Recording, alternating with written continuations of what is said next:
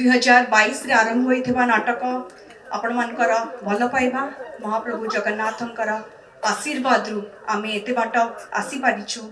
बारंबार ए नाटक को मंचस्थ करबा पई आमे बाध्य होछु कारण एते लोक हमको एते भल पाइबा देचंती बारंबार हमको अनुरोध करिसंती सब बेले ए नाटक को आपण पाखु को आनिबा पई 70 रु अधिक हमर कास्ट एंड क्रू कर संख्या हमें समस्ते अनेक परिश्रम करी आपण मन को पई ए प्रोडक्शन ए नाटक प्रस्तुत करिछु। आशा करछु आपण मन को भल लागिबो।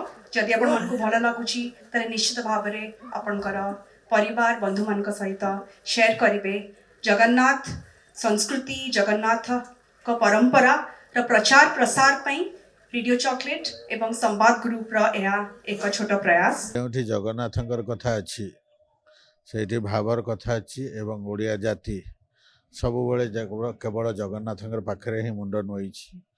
चॉकलेट प्रोडक्शन तरफ रु आहे नील शैल जो प्रयास आरंभ होइछि। मु तो धन्यवाद देवी रेडियो चॉकलेट को तनया मैडम को एवं समस्त टीम को एते सुंदर भाव नाट माध्यम जगन्नाथ संस्कृति प्रचार प्रसार करिसंती।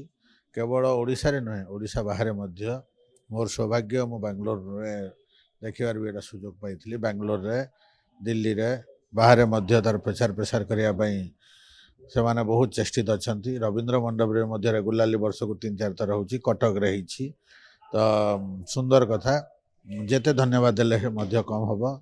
एवं जो प्रेजेंटेशन शैली नाटकर जो परिवेषण बहुत चमत्कार तार जदि आम देखा मंच सज्जा आलोक सबु दृष्टि एटा गोटे उच्चतर नाटक कहले अत्युक्ति हम ना।